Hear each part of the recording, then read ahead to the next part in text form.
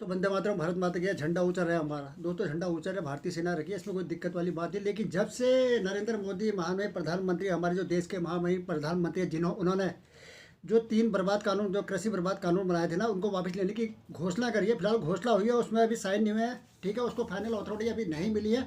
ठीक है, इसलिए देश के किसान जो है अभी भी डटे हुए हैं, जमे हुए हैं रणभूमि के अंदर। क्योंकि देश में जो लालू बहादुर शास्त्री ने कहा था ना, जय जवान जय किसान। दोस्तों जो ही लोग ऐसे देश के अंदर, वर्ल्ड के अंदर, ये दो लोग ऐसे लोग होते हैं जो है जिनकी वजह से देश का जो है बैलेंस बना रहता है। ठीक है, एक नींव होती है, मजबूत नींव होती है। देश के किसान से अन्न मिलता है, और देश के जवान एक दिन में 40-40 घंटे देश के अंदर ड्यूटी देते हैं बॉर्डरों पर, तब जाके देश के अंदरूनी जो लोग होते हैं ना देश के अंदर, जो उनकी जनता होती है, वो चैन की नींद आराम से सोती है और अपने काम को, रूटीन वर्क को आराम से करते हैं। और लेकिन जब से मोदी जी ने जो है, हमारे प्रधानमंत्री मोदी जी ने जो है इस कृषि कानून को वापस लेने की घोषणा करी है ना, और जो संसद में पारित हुआ, काफ़ी लड़ाई है उसमें। 5 प्रकार के प्रोसेस होते हैं वो जो पूरे होने हैं। इसमें जो है ना गोदी मीडिया की नींद हराम हो गई है दोस्तों। क्योंकि ये जो मीडिया है ना, ये देश की मीडिया नहीं है, एक पर्सनल बीजेपी की मीडिया है दोस्तों। ठीक है, उन्हीं का गुणगान करने के लिए बनी हुई है, बाकी इनको कोई लेना देना नहीं है। इनके मुद्दे में बाद में होगा। पहले मैं आप लोगों को ये बताता हूँ, पहले भी मैंने बताया हुआ कि अभी जो माननीय प्रधानमंत्री नरेंद्र मोदी जी ने घोषणा करी है कि ये जो 5 कृषि बर्बाद कानून जो वापस ले लिया है, वापस लेने की घोषणा करी है। अभी इसमें 5 जो प्रोसेस है उसमें से इसको गुजरना पड़ेगा।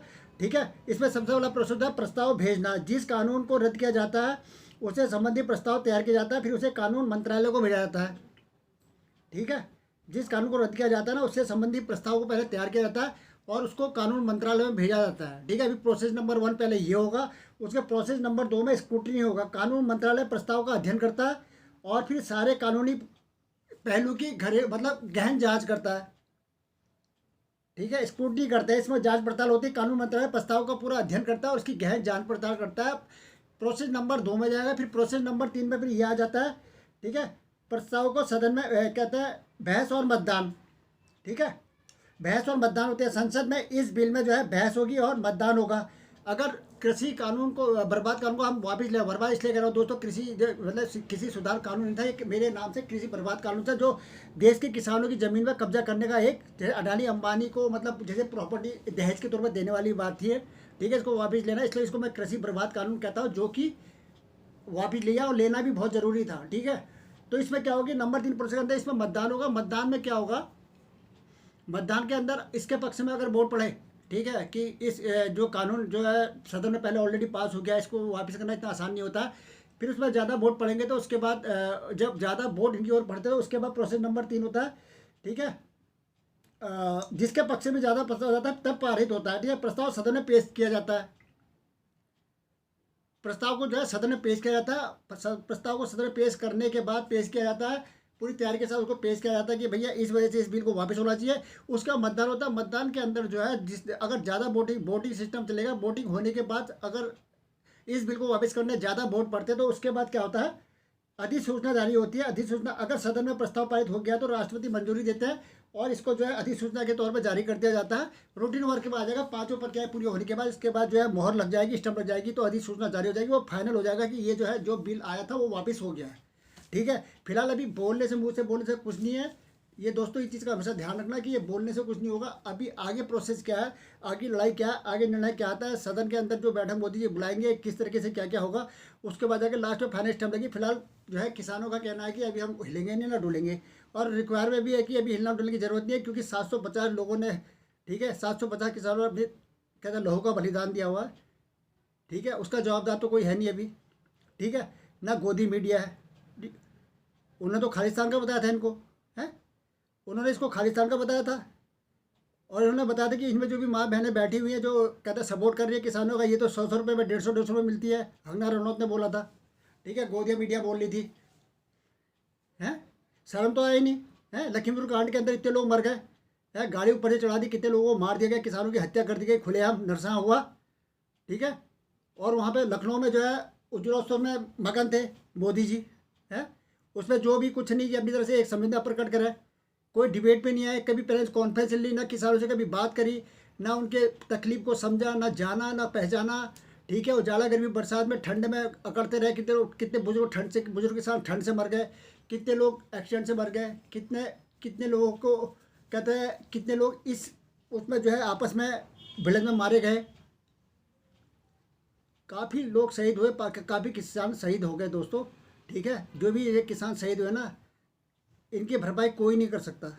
ठीक है, जिसको जिसके परिवार से गया है बंदा, उसी को पता है कितनी तकलीफ होती है। इस चीज़ का हमेशा ध्यान रखना।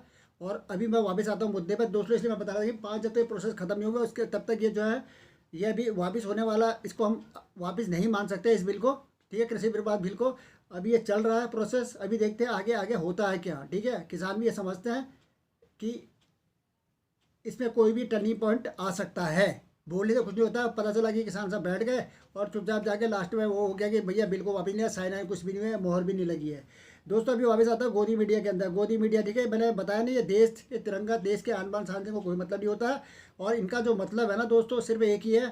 ठीक है, भक्ति करना। ठीक है, बीजेपी की भक्ति करना, बीजेपी का गुणगान करना। ये 4 चीज़ों में सबसे आगे न रहते हैं। नंबर 1 मैं आपको बता दें, ये 4 चीज़ों में दोस्तों सबसे आगे रहते हैं। मैं आपको बता, नंबर 1 पाकिस्तान भारत की डिबेट दिखाने में सबसे आगे रहते हैं ये लोग। गोदी मीडिया जो है ना, कसम से इन लोगों में इतने कीड़े पड़ेंगे, ये इन्होंने देश को बर्बाद कर दिया है। एक प्रकार से मीडिया को जिस तरह से अब रवीश कुमार है, रवीश कुमार जी हमारे, संदीप चौधरी है, ठीक है, ये धाकर जो कर्मी है, ठीक है, जो तगड़े, जो देश के हित में बोलते हैं, इनको कोई नहीं पूछेगा। ठीक है, इनको कोई नहीं पूछेगा, जो सच के साथ है। ठीक है, और जो आता है 9:15 बजे सुधीर चौधरी, दुनिया को बेवकूफ़ बनाने के लिए। ठीक है, उसको पूरे लोग बड़े गौर से, बड़े ध्यान से सुनते हैं। ये बहुत शर्म की बात है दोस्तों। ठीक है, इनकी डिबेटें जो होती है गिनी चुनी डिबेट है इनके पास। इनका मैं बताता हूँ, नंबर 1 तो इनके पास क्या होता है, भारत पाकिस्तान की डिबेट दिखाते हैं। हमने पाकिस्तान का मुंह तोड़ दिया, हमने पाकिस्तान में कब्जा कर लिया, हमने पाकिस्तान के इतने वो कर दिया, हमने पाकिस्तान को करने के लिए इतने बड़े बड़े हथियार खरीद लिए हैं। नंबर 1 पॉइंट नंबर इनका होता है भारत पाकिस्तान की डिबेट दिखाते हैं। पॉइंट नंबर 2 में ये आते हैं अपोजिशन की चुगली करना। पॉइंट नंबर 2 में जो है बीजेपी के सपोर्ट में आके अपोजिशन की इतनी चुगली करते हैं, इतनी इतनी चुगली करते हैं कि जनता के दिमाग को डाइवर्ट करने की कोशिश करते हैं। लेकिन इनको पता नहीं कि आजकल के बच्चे पढ़े लिखे हैं, होनहार हैं और इंटेलिजेंट है, और वो सब समझते हैं कि कहाँ पे क्या हो रहा है, कौन सा गेम खेला जा रहा है और गैत किस पाले में है। ये चीज़ का हमेशा ध्यान रखना गोदी मीडिया। ठीक है, किसी को बेवकूफ़ जब बनाते थे। ठीक है, अभी कोई बेवकूफ़ बनने वाला नहीं है। और आने वाले चुनाव पे इसका परिणाम आप लोगों को देखने को मिलेगा। ये चीज़ आप लोग गौर से देखना कि अभी कितना बड़ा टर्निंग पॉइंट आता है। ठीक है, ये क्या करते हैं, भारत पाकिस्तान की डिबेट दिखाते हैं, और उसके बाद क्या करते हैं, नंबर 2 में अपोजिशन की चुगली करेंगे दुनिया भर की। और ये क्या करेंगे, तीसरा क्या करते हैं, मोदी जी का गुणगान। ठीक है, मोदी जी को कभी सुपरमैन बता देते हैं, मोदी जी को बताते हैं 1 दिन में 40 घंटे काम करते हैं ये मोदी जी। मोदी जी आप तो कभी थकते नहीं हो, मोदी जी आप क्या खाते हो, हैं। मोदी जी तो ऐसे है कि मोदी तो सादे रहते हैं, 15 लाख का सूट हो तब भी सादे ही रहता है। जूते इतने मतलब महंगे जूते होंगे फिर कहेंगे सिंपल कपड़े पहनते हैं, कुछ नहीं करता है, ये तो भक्त आदमी है, झोला पकड़ेंगे निकल लेंगे पतली गली से, बस हो गया है। मोदी है तो मुमकिन है, मोदी सुपरमैन है, मोदी ने चाइना के दांत खट्टे कर दिए, क्या सेना चाय पी रही क्या वहाँ पे है। देश का प्रधानमंत्री वहाँ लड़ने के लिए जा रहा है क्या है, सेना वहाँ पे जाके क्या आराम से सो रही है क्या। मिलिटेंट मारे, मोदी है तो मुमकिन है? सेना का कहीं पर नाम नहीं। अबे बॉर्डर में सीमाओं पे जो है इंडियन आर्मी के सोल्जर डटे हुए, वर्ल्ड की नंबर 1 सेना। ठीक है, बातों से नहीं हथियारों से जवाब देते हैं। और मिलिटेंट के चितड़े चितड़े धज्जे उड़ा के कितनी लाशें बिछाते हैं, किस तरीके से अपना तांडव करते हैं ना मिलिटेंटों के साथ, घुसपैठियों के साथ, वो तुम्हें नहीं पता है। इसलिए बाहर से भौंकने की ज़रूरत नहीं है, समझ गए। मोदी है तो मुमकिन है, मिलिट्री को सही इंडियन आर्मी कर रही है, मोदी जी नहीं कर रहे हैं, समझ गए नहीं समझ गए। नंबर 1 ये मोदी का गुणगान करता है। और नंबर 4 में क्या कहते हैं, और ऐसे ऐसे भक्त हैं भैया, मैं इन अंधभक्तों के बारे में आपको क्या बताऊं।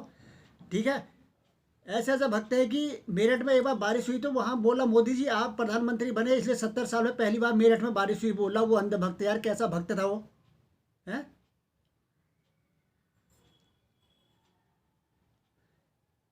बड़ी शर्म की बात है यार,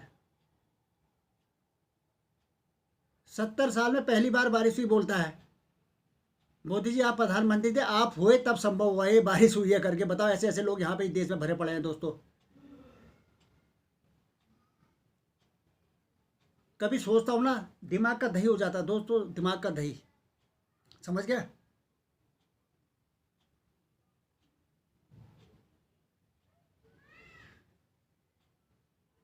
इस चीज़ को दोस्तों हमेशा ध्यान रखना। और नंबर 4 में ना, नंबर चौथा मुद्दा इनका क्या, मेन मुद्दा क्या, राम मंदिर का मुद्दा है। ये राम मंदिर को टारगेट बना के करते हैं।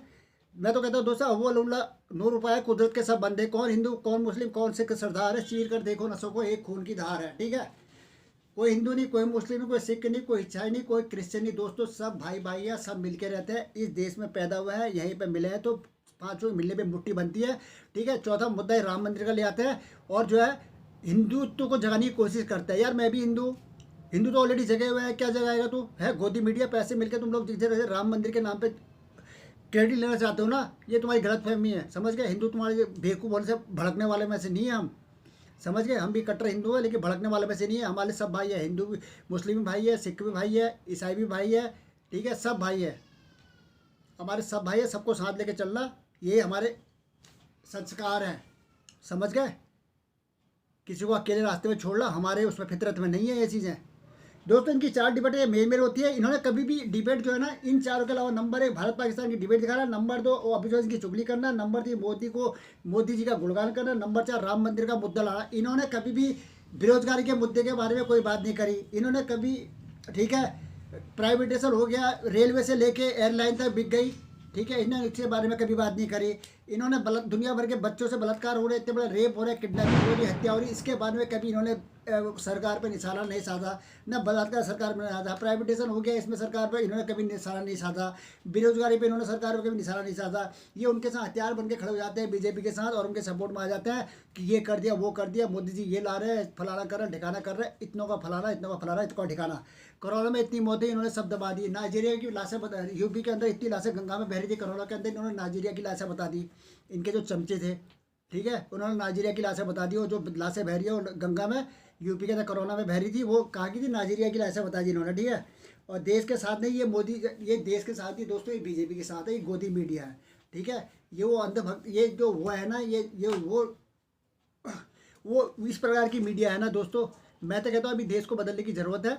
ठीक है, देश को सही मार्गदर्शन की जगह 2014 से देश बर्बादी और गर्त में जा रहा है, और इस मीडिया, ऐसे ऐसे मीडिया कर्मी है, इनके नाम अमीश देवगन, अंजना हो कश्यप, सुधीर, ठीक है, सुधीर चौधरी, अर्णब गोस्वामी, रजत शर्मा, श्वेता सिंह, नविका कुमार, रूबिका लियाकत, अमन चोपड़ा, दीपक चौरसिया, जेपी शर्मा, राहुल जोशी, अरुण पुरी, ठीक है, ऐश्वर्या,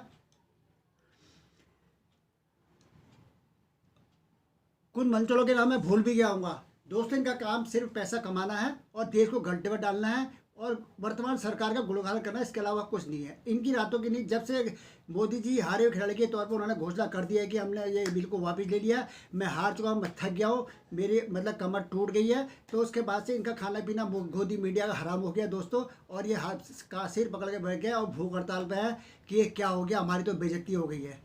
ठीक है, ये इतने सड़े हुए लोग हैं कि पूछो मत। इनके बारे में क्या कहोगे आप बताओ?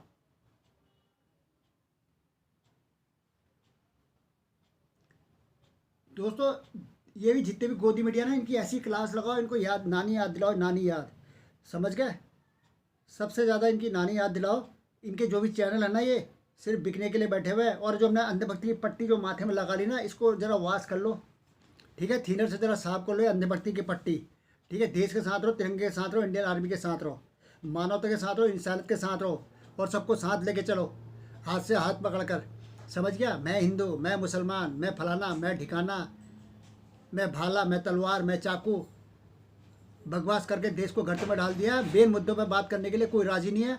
सिर्फ इसी बातों को लोग चटकारे सुन के टीवी के आगे बैठ जाते हैं और इनकी बकवास सुनते हैं, और कंगला जैसे को भगवा बताते हैं। भगवा के नाम पे कलंक है जो औरत। दोस्तों इन नकारा लोगों के लिए मैं इतना ही कहूँगा। जय हिंद, वंदे मातरम, भारत माता की जय।